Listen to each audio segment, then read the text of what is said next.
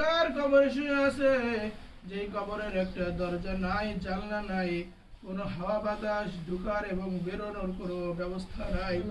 আল্লাহ, এমন একটা অন্ধকার ঘর, যেই ঘরে তারা আবদ্ধ হয়ে আছে। আল্লাহ, দুনিয়ার জমিনে বান্দা যদি সন্তানের একটু গরম লেগে যায়, মা পাখা দিয়ে বাতাস করে, কারেন্ট না থাকলেও পাখা দিয়ে বাতাস করে। আল্লাহ রব্বুল আলামিন, আল্লাহ সেই মা বাবাকে ওই গহীন অন্ধকার কবরে রাখিয়া না জানি আমাদের মধ্য থেকে কোন এতিম সন্তানটা হাত করেছে। আল্লাহ রব্বুল আলামিন, প্রত্যেকটা এতিম সন্তানের পিতামাতাকে আল্লাহ তুমি মাফ করিয়া দাও।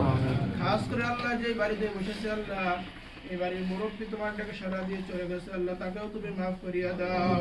এই দোয়ার ওসিলা করিয়া তার জিন্দগির সমস্ত গুনাহ মাফ করিয়া দিয়ে আল্লাহ তুমি জান্নাতের উচ্চ মাকাম দান করিয়া দাও।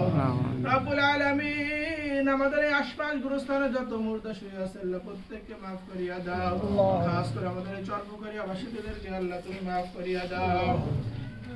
রব্বুল আলামিন, আমাদের এই মহল্লায় যত মানুষ বসবাস করতেছে, আল্লাহ প্রত্যেককে তুমি হেদায়েত দান করিয়া দাও। পাঁচ ওয়াক্ত নামাজ মসজিদে জামাতের সাথে আদায় করতে পারে সেই তৌফিক দান করিয়া দাও। ভাই ভাই দ্বন্দ্ব ভুলে যায় সকলে একত্রিত হয়ে আমরা যেন কাঁধে কাঁধ মিলিয়ে নামাজ আদায় করতে পারে সেই তৌফিক দান করিয়া দাও।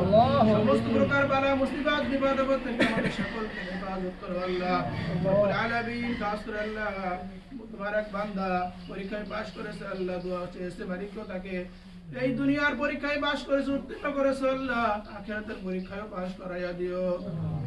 আমরা সকলেই যেন দুনিয়ার পরীক্ষা তো সাময়িক পরীক্ষা, ক্ষণস্থায়ী পরীক্ষা, আল্লাহ আখিরাতের পরীক্ষা, যেই পরীক্ষায় পাশ না করলে কোনো উপায় নাই।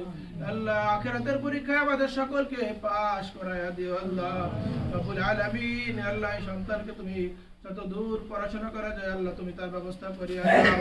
রব্বুল আলামিন, জ্ঞান শক্তি বাড়ায় দাও, সমস্ত প্রকার বাজে কাজ, খারাপ কাজ থেকে আল্লাহ হেফাজত করো। আল্লাহ তোমার নাম রহমান, তুমি রহিম, তুমি নিজ কুদরতি হাতে আল্লাহ সকল কিছু ব্যবস্থা করো। আল্লাহ